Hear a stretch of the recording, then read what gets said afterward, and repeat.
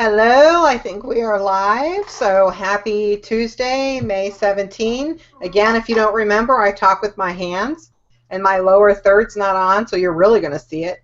Welcome to the Bold Teams Hangout. And so let me first, before we get into it, introduce or have the panel introduce themselves. I am Michelle Eves, and I am an online marketer.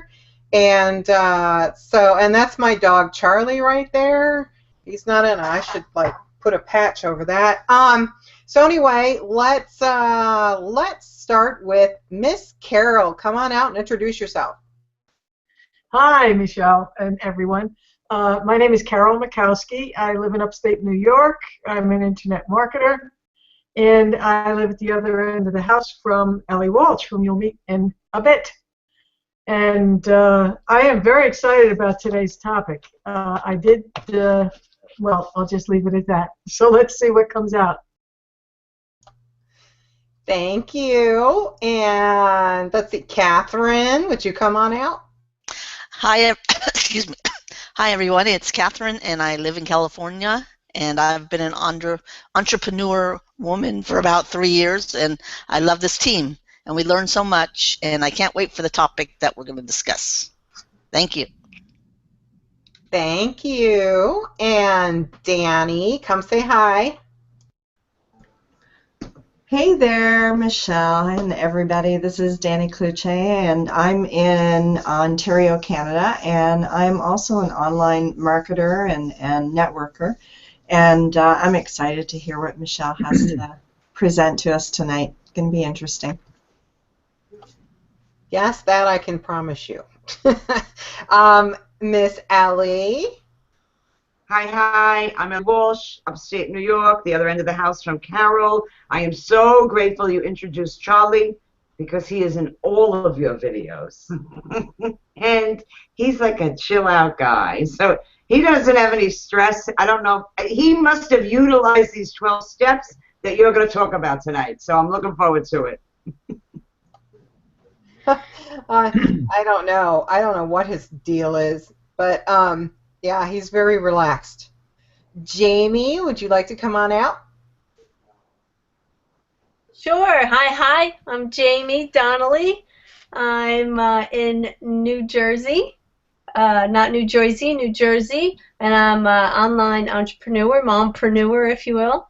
And I always look forward to Michelle's hosting night because she's awesome. She brings it.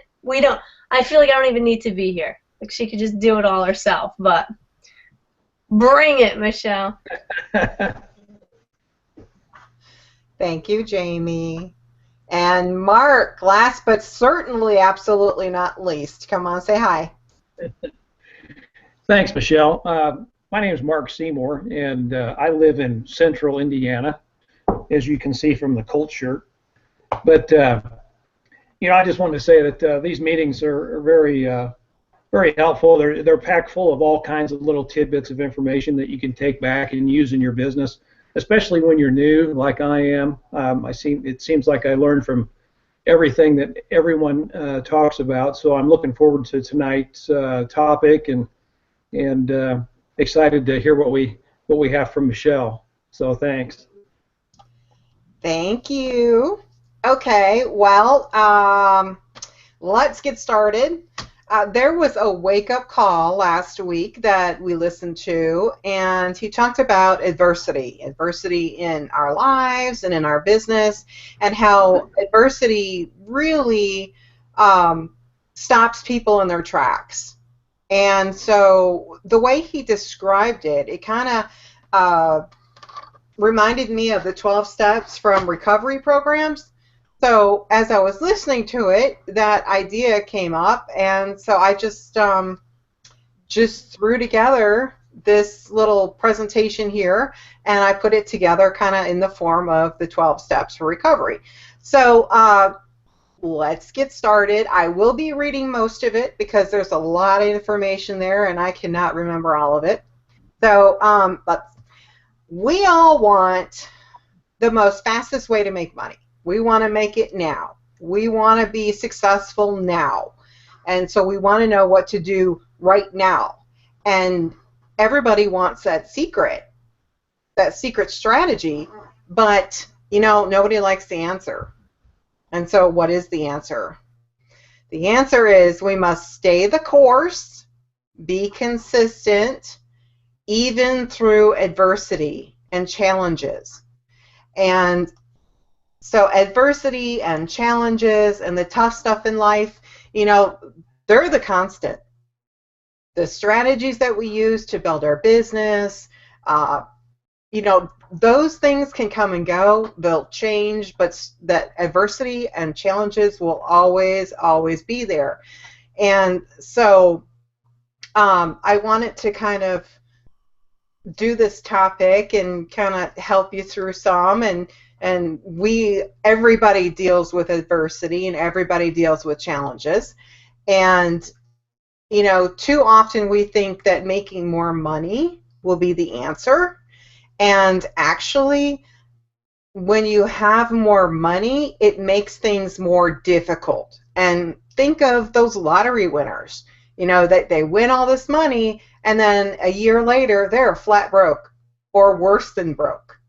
And, so making more money does not necessarily make things easier. It might give you peace of mind, knowing that you can pay your bills or fire your boss or whatever, but it comes with a whole new set of challenges. So even if you think your answer is making more money, your challenges, adversity, it's still going to be there. It's still going to pound you. And so these 12 steps or 12 ideas will help you better see how you can deal with adversity and challenges that you will face in your business and in our lives. So number one, we admitted we were powerless over adversity. We all must deal with adversity. There are periods, sometimes long periods, when it seems like, life is just a never-ending cycle of difficulty. And the last 2 years have been that exactly for Mark and I. And, ever since he lost his job, it seems like it's been challenge after challenge, crisis after crisis. And if I chose to focus on that, then, I would be miserable right now. But I can honestly say that even though the challenges and the adversity and the crisis just keeps pounding us, I can say that the last 2 years have been the best 2 years in our marriage. And so why can I say that? It's because those challenges and those crises, we found out who we really were. We found out who we were as individuals, and we found out who we were as a couple. And, we had to work even harder through those challenges and harder to find happiness and the peace that you can really only feel after overcoming challenges and adversity. So number two, came to believe that we can retrain our mindset and it would restore us to sanity. We are ingrained to work a job. Since we are little kids, we're ingrained to go to college, to get that job, that all-important career. When we go to college, we don't even go to college to learn the things we need to survive in the world. We learn only what we need to for our career. And so then we go to work and we come home and we go to work and we come home and we do that for 40 years and our lives get boring and repetitive and stressful. And, we live for weekends or vacations. And if we're lucky, after about 40 years of scrimping and saving, we can actually retire and enjoy it before we die. But, because of all of that, we are born to think like an employee, to act like an employee, to show up like an employee, and want our downtime like an employee. And we need to learn that as an entrepreneur, we need to act and think like an entrepreneur. We need to show up like an entrepreneur. And and we're just not born with that. And so because as entrepreneurs we go against the grain, there are pieces of us that believe what we are doing is wrong. And there are entire conversations going on in here. Everything from, I know I can do this, to you are crazy if you think that you're going to succeed or that you're going to be the next millionaire. So we need to learn how to change the conversations that go on in our minds. And the remaining 10 steps will teach us how to do just that. They will teach us how to handle adversity when it comes our way. So number 3, made a decision to not let adversity dictate our outcome. We have to make a huge decision today, tonight. You have to make the decision. I have to make the decision. Are we going to allow adversity in any way, shape, or form dictate the outcome when it comes to achieving our dreams? I am not. Are you? It's kind of hard to make that decision. But, we have to learn that adversity will always be there. We must decide that we are no different than other people. Our situations are no different. Our adversities are no different. Our lives are not any more difficult than other people's. Sure, our challenges will seem huge to us and even crippling at times, but we must put them into perspective. I mean, there will always be somebody who's facing a more difficult situation. They're losing someone they love. Their child is dying. They're homeless. They're hungry. They're fighting a deadly disease. They're in pain constantly. So, it's difficult to step outside of ourselves and our circumstances, and especially when you're going through a challenging time. But if you can learn how to get some distance, how to rise even just a little bit above your circumstance for a moment and sit quietly and really think, you'll start to see the challenge for what it is. And usually it's just a blimp in your life. Like Mark losing his job in the last 2 years, in our 21 years of marriage, it's only a blip. A difficulty we had with our son when he was in 7th grade. He had 3 weeks where he refused to go to school, and to this day we don't know why. He won't tell us why. We think he was being bullied. I don't know. But if we could get him in the car, we couldn't get him out of the car at school. So for 3 weeks, it was crippling trying to deal with all of that. But now he's going to be 20. Looking back on that, that's just a drop in the ocean of his life. So really, if you can rise above it just a little bit, you can see that this difficulty, this adversity is not going to last forever. It's just a time period. And so if we didn't go through these last 2 years, we wouldn't be where we are now. I wouldn't be learning all this stuff. I wouldn't be enjoying this business. I wouldn't be definitely enjoying the people on our team and helping other people build their businesses as well. So, there's a reason. There's always a reason. But if we feel the need to justify where we are and why we can't do what we can't do, then there's a shift that needs to happen. And that's a really bad position to live life and approach business in. So justification, sorry, I saw that happening. Justification, of where we are and why we are where we are will keep us there, period. Number 4, made an inventory of our goals and things we want to achieve in life. I used to hate writing goals. I would fight it like a child. I would grumble, complain, downright refuse. I felt like a failure when I didn't meet those goals. And I didn't understand why we needed them. But really, we need to know where our business is heading. We need to know in what direction our lives are going. And goals are like, when it was explained to me, it makes perfect sense. Goals are like your GPS system. You need to know where you're going. You can't just get in the car and decide, I'm going to go to Montana. And you've never been to Montana. You've never even been out west before. You're not going to get to Montana if you don't have a GPS or a map. You might eventually wind up there, but you're not going to definitely get there directly. You need a goal and you need a direction to know, where you're going. You can't start a business without a direction. So we need to make a list of short and long-term goals that we want to achieve, and we have to include end dates. Now, it took a while for me to understand that the end dates are not written in stone. They are merely suggestions. And, we could easily achieve the goal sooner rather than later.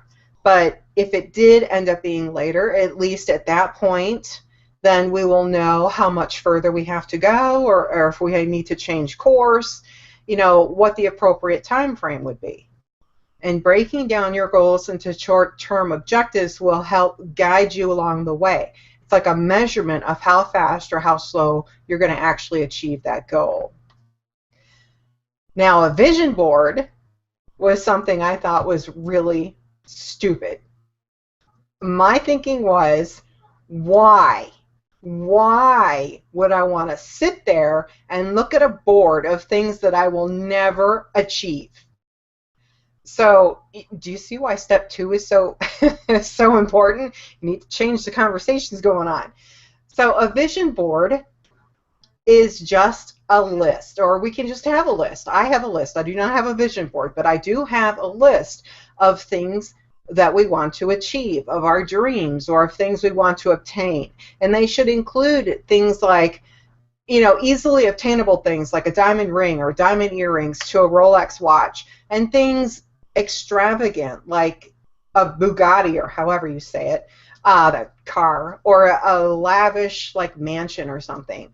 And the most important thing, though, about a vision board is that it must include feelings. Feelings are powerful magnets, and feelings manifest more powerfully than just things. So let's say you want to go to Hawaii. Well, focus on what being in Hawaii will make you feel like. Feel the sand in your toes. Feel the breeze on your face. Or if you want that new car, feel what it will feel like to sit in that car and drive the car. Now, if we look at it every single day like we need to, then it's a visualization. And visualization is very important to the law of attraction. Athletes have been doing it for decades. There was actually an article on Psychology Today, which is from December of 2009, that reported that the brain patterns activated by a weightlifter lifting heavy weights was actually similarly activated when he visualized just lifting the weights. So visualizing is very, very, very important. Now, after we have our goals and our vision boards, we need to step back and say, are our actions going to get us what we want? Too many people's vision boards are writing checks that their actions cannot cash.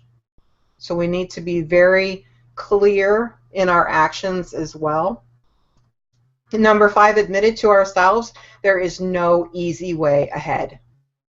It is not as easy as just resolving to change the way of thinking, to change our activities, to change the way we deal with adversity in life in general.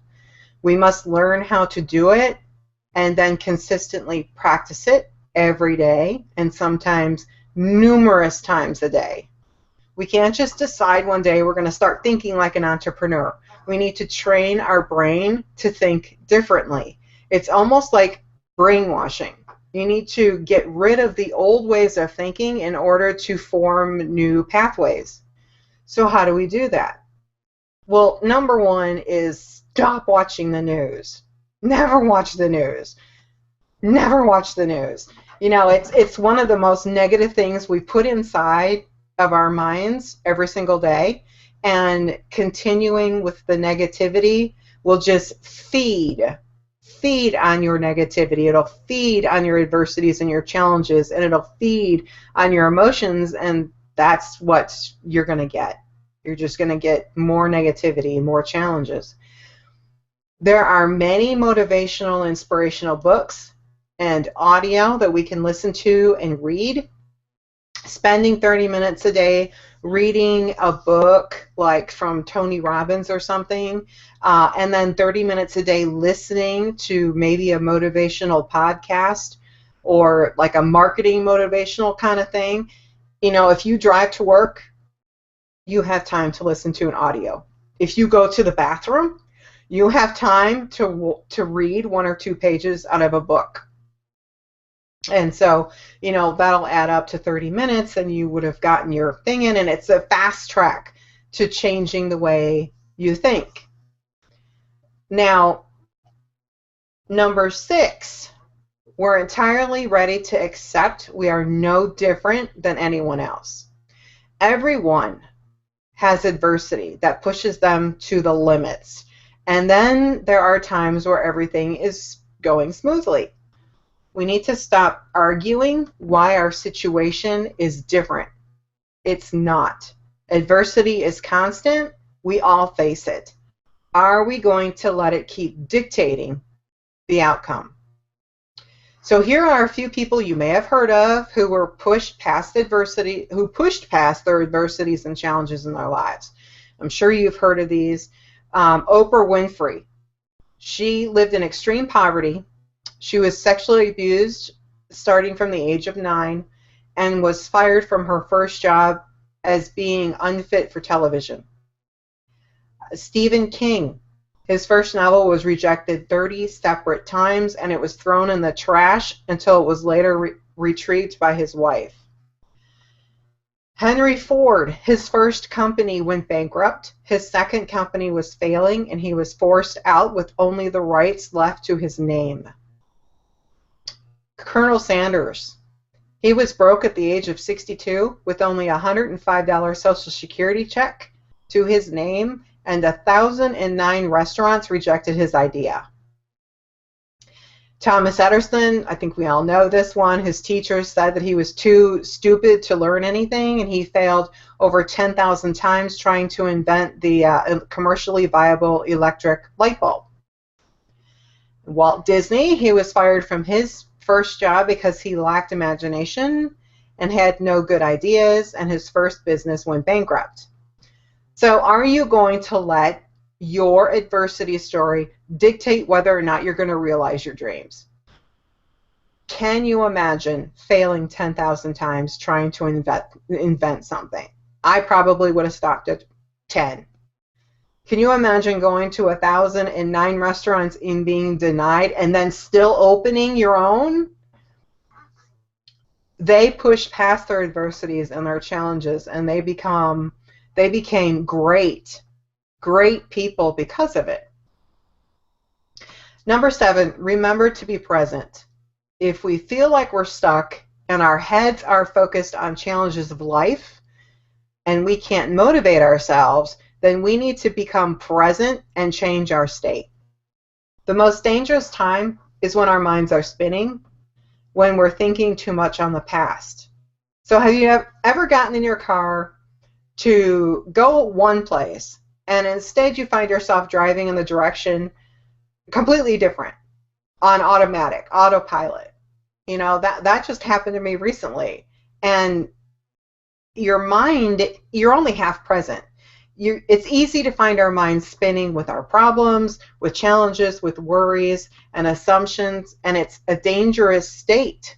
And people live in this state when they struggle in life and in business.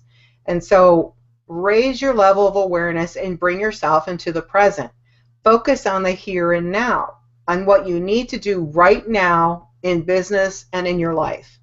Go outside, feel the breeze, feel the warm air, feel the ground beneath your feet, walk on the grass, listen to the children playing, or listen to the birds singing, or feel the snow in your hands if you're in certain parts of the country. Rein in your mind and make it your best employee instead of your worst employee by becoming super aware of your surroundings and your body and space. Number 8, practice forgiveness in every area of our lives. Lily Tomlin once said, "Forgiveness means letting go of the hope for a better past." How illogical is that? Hope for a better past. That's never going to happen. Never. You can never go back and change things. The only direction you have left is to go forward. There are so many people who are living in the past. They're replaying the old stories of when they failed or when they were done wrong. They're defining themselves by these stories. Let go of the idea that you could have had a better past and start focusing on being present now so you can change things to build a better future. It doesn't matter if we were shy, abused, teased, failed, fired, faced an addiction, or faced a felony. Our past does not define us in any way, shape, or form. Our past does not dictate our future, thank God. It's a series of occurrences. We are the ones who give them meaning.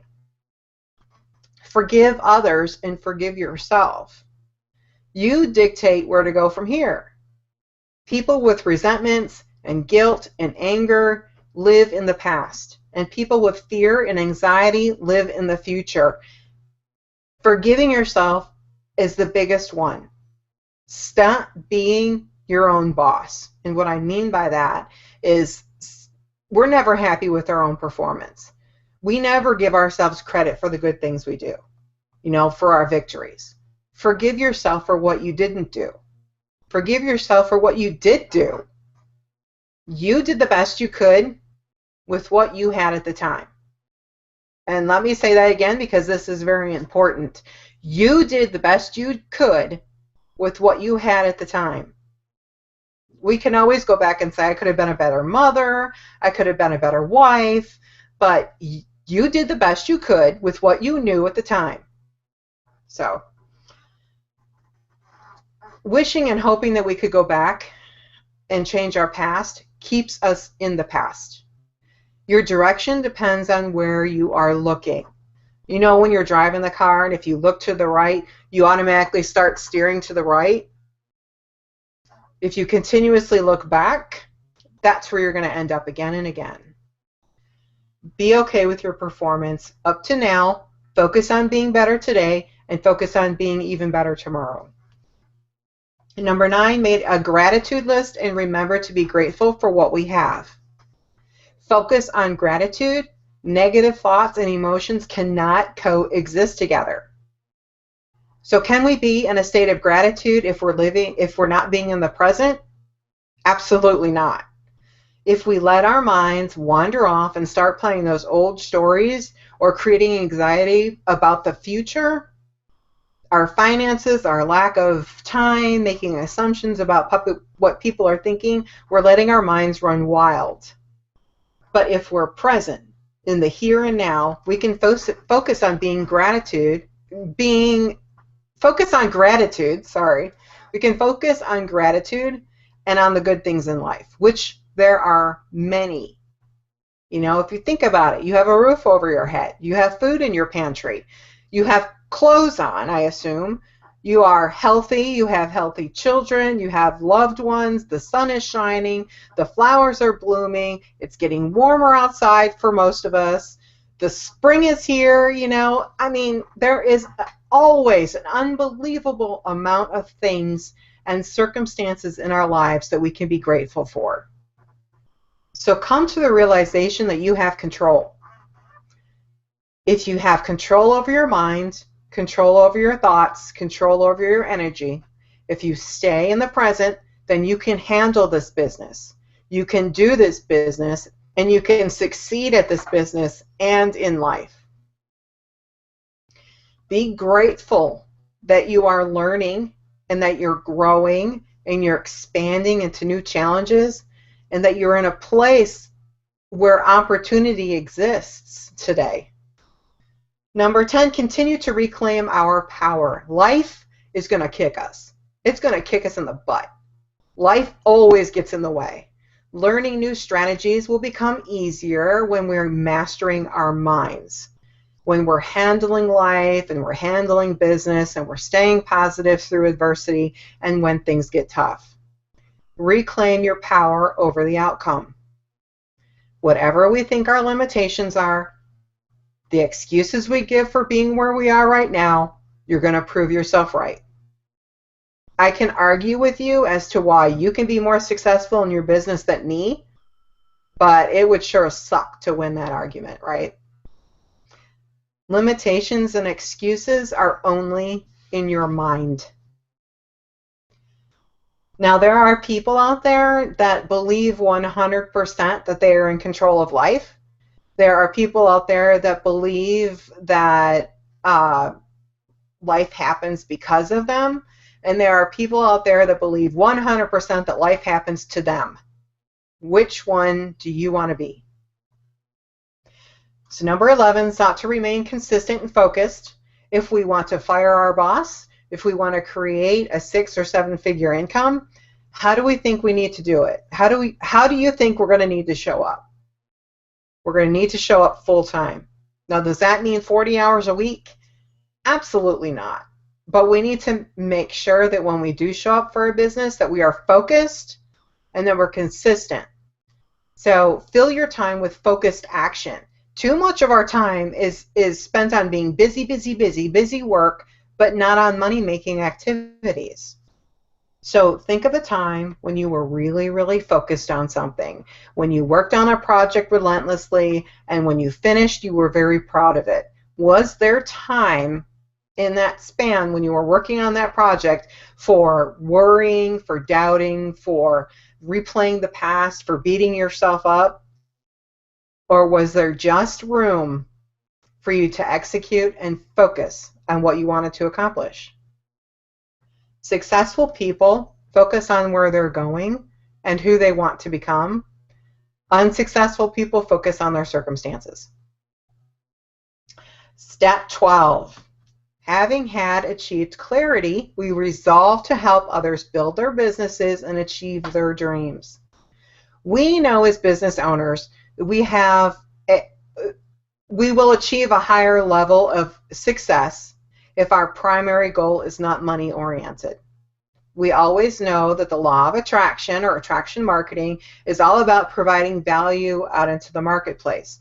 We need to focus on solving the problems and the needs and answering the questions of other people. And in so doing, we are helping others build their businesses and maybe even achieving their dreams. And this is the reason why we hold these Tuesday webinars. It's to give our insights, it's to give our experience and what we've learned and what we're implementing. But it doesn't only help you, it helps us. It helps us as a team and it helps us individually, even to just get it out. It helps us. So there is nothing in this life that can get the better of you. Nothing. You are more powerful than you think you are. Take control of your situation and prove it to the world. When you do all these things, then it doesn't matter what's going on outside or what's happening in your life or the challenges or adversities. That's what they are. They're just challenges. They are not always going to be there. Become the problem solver, not the problem victim.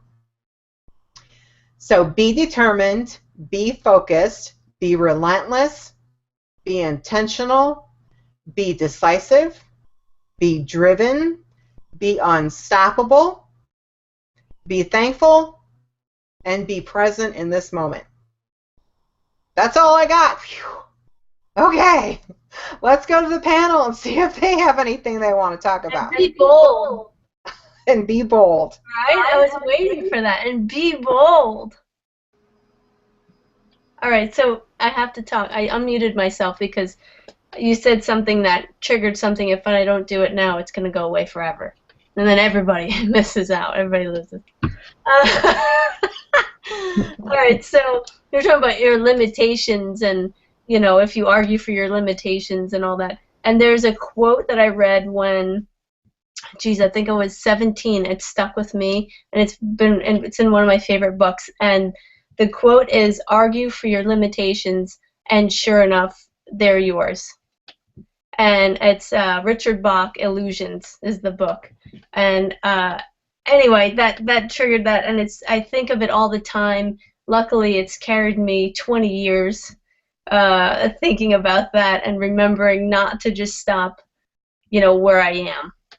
Because if I do that, then, you know, I can always say, oh, I can't do this because I'm really bad at that. You know, I am really pushing for my limitation to be my limitation. I'm backing it up, and that's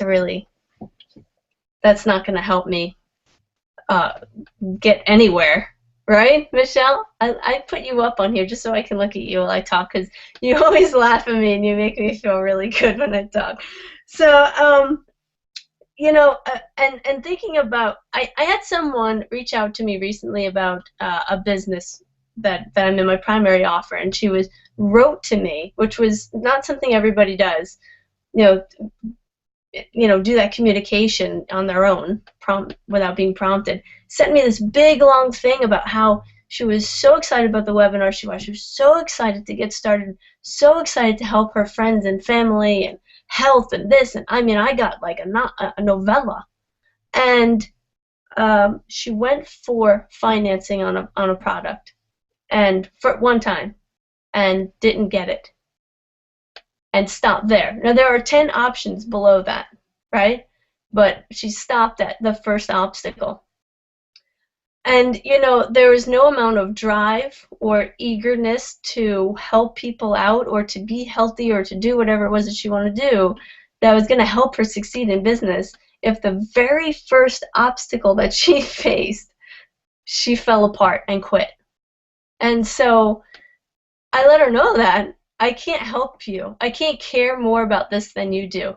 Do you know, we know, there's nobody sitting here in front of me that hasn't had adversity in their business and in keeping it going and in hitting those walls and in, you know, shattering the glass ceiling, if you will, over and over again. I mean, it's like we're like the Kool-Aid guy, like, oh yeah, like we just bust through, oh yeah, like we don't think we could do it, then all of a sudden, like, we do it, right? And, you know, imagine if one thing, to me it's a very little thing, I mean, there are so many ways to get over something like that, but to the next person, there's not. I mean, I think I might have had enough adversity throughout my life that if just to be here right now, I've had to go, oh yeah, and get through it. Otherwise, it might have groomed me. Who knew? All the crap I dealt with in my life groomed me to be a good entrepreneur. You know, you have to be strong and steadfast and say, this is what I want. This is important enough to me. You know, and as a new mom, one of the worst things that I ever had to say when I was nearing the end of a week or nearing Friday was, it's okay, buddy, I'm gonna have 2 whole days to spend with you. It was like, made me want to vomit in my mouth every time I did it. 2 whole days, buddy, you know? And like, oh, I just think about that and I think, I'm going to stay up a couple more hours and get this done. And I'm not going to let this next thing and this next thing and this next thing. And just to touch also, before I hang up on this, just to touch on how ingrained we are to work and to be employees. You were talking about that. My mother-in-law actually said to me, I was like, you know, once I make, let's say, I say $10,000 a month, you know, this, and this can happen. And her response was, oh, but then you'll have to pay, if one of you isn't working, then you'll have to pay all your own medical insurance. Honey, if I'm making $10,000 or $20,000 a month, from right here where I'm sitting, and you're only assuming we have clothes on because you see our shirts, Michelle. I know Ellie has no pants on. If I'm making that much money from right here, I'm not worried about paying that health insurance bill. Okay, I don't care if it's Obamacare, Michelle Care, I don't care who it is. I'll pay that bill like, okay, done, bye. All right? But some people just don't see it that way, right? So that's it. Good job, Michelle. Oh my gosh, I can totally relate to that. My mother-in-law is very supportive. My mother, however, she's supportive to a point, but she keeps saying, is he looking for that job? Is he looking for a job? Is he looking for a job? I mean, over and over and over. It drives me crazy.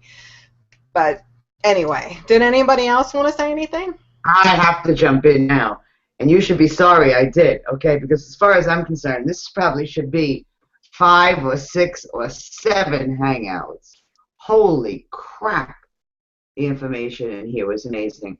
And then what Jamie just said, you know, arguing for your limitations. And I mean, you see that time and time again. And I lived that years ago and didn't know I was doing it. See, I didn't know I was doing it. And that goes back to the point, probably number 2, where you talk about retrain our mindset. We don't even freaking know that we're programmed. We don't even freaking know it. And so, I mean, like, that's the aha, and then you do have to retrain your mindset, and you have to learn to stop arguing for your limitations and instead argue for the dreams and the desires and the wants and the things you want and believe in. And it amazes me because, I mean, I look at people and, I mean, sometimes I get pissed off, or I can't believe they're arguing, and then I go, look, slow down, Ellie. Because there was a time I did it, and I didn't freaking know what I was doing. I could be here for 4 hours, you know that, because this is huge. This is huge. So if you're on here live and you're not talking, it's because we just knocked your socks off. Michelle knocked your socks off. If you're watching the replay, you need to let us know, all right, because this is huge, and this is the stuff. This is the stuff that people go, yeah, just tell me how to do that business thing. It's like, oh, crap. I just gave you the freaking golden nugget right here. Because every freaking business thing you go to do, okay, is hanging on that mindset. It's hanging about, when you were talking about rising above, it's hanging on, if you're still listening to that programming that you lived in, which you do, but if you have a group and a community like we have right here, then you can rise above, because we rise to. When you fall down, we're like, no, get up, baby. I was good. I didn't say what you thought I was going to say. So, you know, and the same thing with the goals of the GPS. Look, I can get my car. I could get my car and put on my GPS. And I don't put any destination in it. Guess what the freak it tells me? Right? Where the freak I am. Period. You are here. You are here. You are here. I don't even know where here is, okay? But this is where you are. In other words, you ain't going nowhere, baby, okay, until you, people, okay, we've got to put this out there more and more, because this is the information that is golden. And without this information, all those little techie things you learn, it's great. You need skills. And all these little techniques you learn are crap. I have to say crap. I was going to be nice and say garbage, but I got to say crap. They're crap without this. So I could talk for 44 more days, and I won't. I so appreciate that you brought this out. And I think we need to take this further and further and further. Thank you. Yeah, I do too, guys. Let me put in my 2 cents worth here real quick. This is the kind of stuff that that I'm looking for when it comes to just gaining the type of information that you need to be successful in the marketplace today. And it pertains not only to online marketing, but just to marketing in general. Um, Especially when you're new, like I am, and Jennifer, uh, who just came on board with this, she's relatively new too. So this is the kind of stuff that you just gobble up and digest and then put into action on a daily basis, and your learning curve will be sped up so much faster than you could ever expect. This is the kind of thing that I need, and not only me, but people that have been in the business for a while too, that maybe aren't implementing these kinds of techniques and this type of mindset and training. It's just super valuable. And I appreciate, Michelle, I appreciate you putting the time into it. It was great stuff. Thanks, guys. Um, yeah, it ended up being a 4,000-word blog post, so I don't think I'm going to turn it into a blog post. I think it'll be something else. But yeah, thanks. Anybody got anything else? Yeah, I'm going to jump in here, Michelle. You could turn that into a whole series on your blog, but you could do 12 different blog posts out of that. So I was taking notes as usual, and you had said at one point, you made a point that you have to accept that you're no different than anybody else. We all have adversities that we go through. And so you have to remember to be in the present instead of dwelling on what's happened, because what's happened has happened. And so you have to remember to just not be dwelling on those things that you can't control. And I've just recently gone through, well, in the last 6 months, it's just been nuts. It's just been one thing after another, and this is like the top of the mountain. I'm going down that roller coaster now, and I'm going to have a blast. But what got me out of that state of oh my God, there's 50 million thoughts going on right now, and they just won't stop. I got this, and then I got this, and then I got that. So what I did was a brain dump, and I just sat down and I made sure I had about an hour and a lot of blank pieces of paper, and everything that was in my head went on the paper, and I just wrote and I just wrote. It didn't matter what was coming through, it just wrote, and I wrote and I wrote until I was done and exhausted, and it cleared my head. It makes a big difference. It's one of the best techniques I've found that really, really works. When you got too much going on here, get rid of it so that you can start fresh. And so I was just wanting to say that it's an excellent technique to try. And Michelle, as usual, you did a great job tonight. Thank you. I've never done a brain dump. I would be scared to see what would come out of it. So, Carol or Catherine, anybody got anything?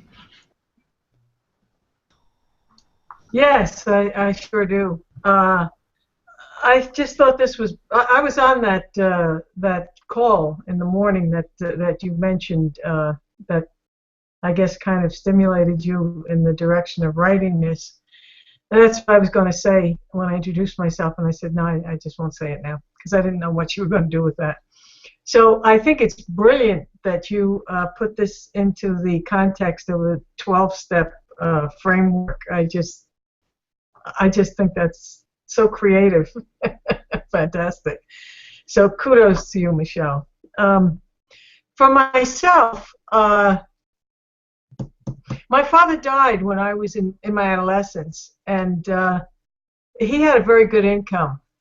And he had left a trust fund for me and what have you. And from a rather young age, I've always been responsible for myself financially. So I had to, make sure that money got budgeted and that I was able to live off it. And, my mother had different situation. But what I'm leading up to is this.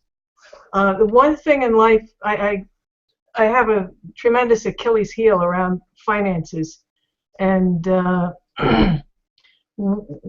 few years ago, I was in real estate, and I was rehabbing houses with a couple of friends of mine. We had a little partnership going.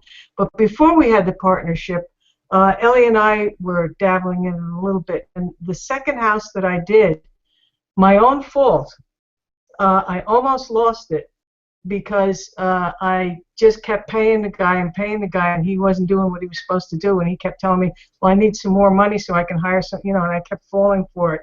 And I damn near lost the house. And if I had, there would have been my business because my credit rating would have gone down the tubes and I wouldn't be able to continue. So, I mean, I was in a bad state of mind, but Ellie helped pull me out of it. She kept saying, well, what's the worst thing that can happen? You lose your credit rating and, you do something different, blah, blah, blah. But it took me a few days, but I finally came out of that and came across a friend who became one of the business partners and who was a contractor, and he pulled me out of that. He finished off the house and everything worked out just fine. So that's one of the points. Everything does always work out fine. And then, a few months ago, as you all well know, things changed in the business we were in. Compensation plan changed, and our income disappeared. And it was like, now what the F are we going to do? So again, I went into panic mode for a couple of days, and then I began to see that no, this has happened before, and things have worked out, and it's going to work out again. I don't see it right now, but I know it's there.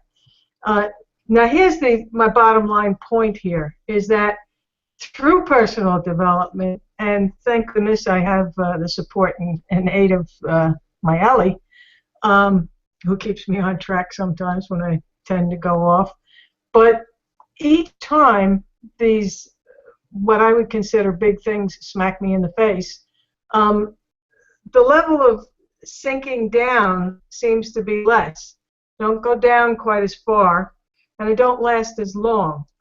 So I thank God for the personal development. Like you said, Michelle, read every day, listen to tapes, pursue a particular line of thinking in the universe, whoever it is that you might want to follow. Tony Robbins, used to be Wayne Dyer for me, Abraham, whoever it is.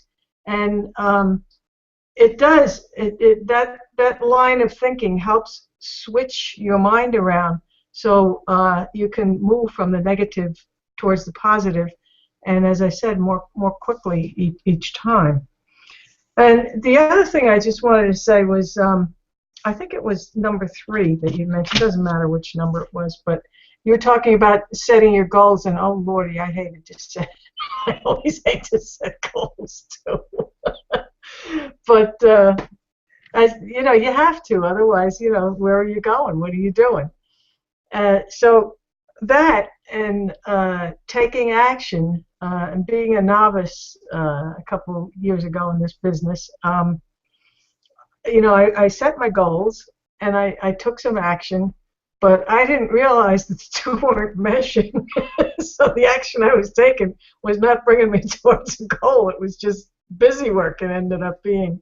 So yeah, that's certainly something you mentioned about, making sure that your action is bringing you where you want to go. Yeah, that you have to get that together in order to be productive. Otherwise, you're just spinning your wheels. So that said, I'm done for now. Thank you. Thank you, Carol. Yes, there's nothing worse about just spinning your wheels and going nowhere. So, Catherine, did you have anything? Yeah, I'll say something. I like the point where you said to forgive yourself and that your past doesn't dictate your future. So even though you might have failed in the past, then you can always start again and start new. And don't be down on yourself. You're only human, so you just have to keep doing better each time you try. So it'll get better as your years go on. So that's all I wanted to say. Absolutely. That's definitely to just keep getting better. And I like what Carol said about, each time your level of bottom, rises and rises to where, if you rise above. So anyway, I don't know. I lost it. Anybody have anything else they want to say before we close? I do. And you know what? Really quickly, Ellie said earlier, that this is like, you're on trainings for this, how to do this and how to do that. But this is the golden nuggets. This is the stuff that really, if you can learn it over and over and over again, but if you don't have the mindset, it doesn't work. I was on a live webinar today with a very big marketer in our industry, right? Do you know who I'm talking about? Okay. Some of us are here because of him right now. And he had done a survey. He's starting this new, weekly webinar thing. And he did a survey. He had his assistant on. And what do you want to learn? What do you want me to address?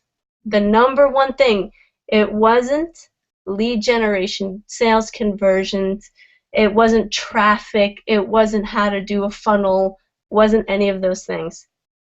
It was 7 ways to triple your confidence, and how confidence in business and in everything you do is all mindset. She said his assistant said it was the number one thing that people requested.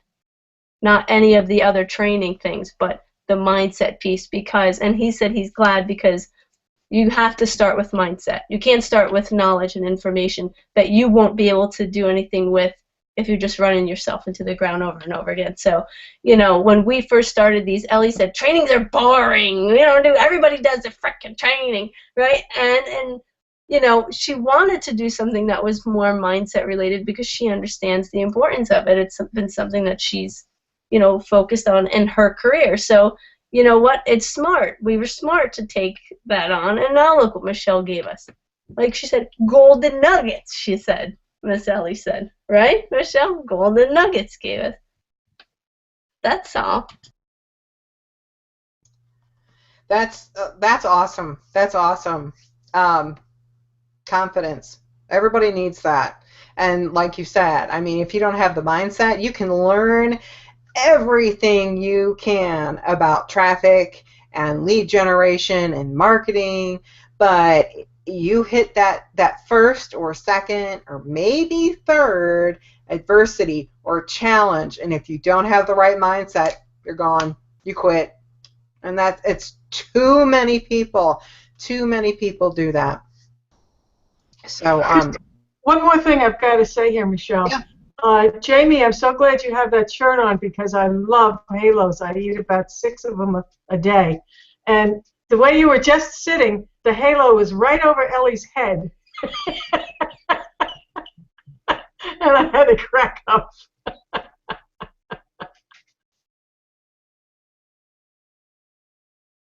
That's funny. Okay. Anything else? Well, thank you for joining us tonight. We meet every Tuesday at 8 p.m. Eastern Time, Central for me.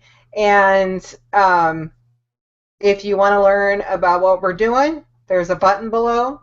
And I hope you learned something. I hope you can take something out of this and go forward and get through your next adversity and your next challenge. So we will see you next week. I will not be doing it.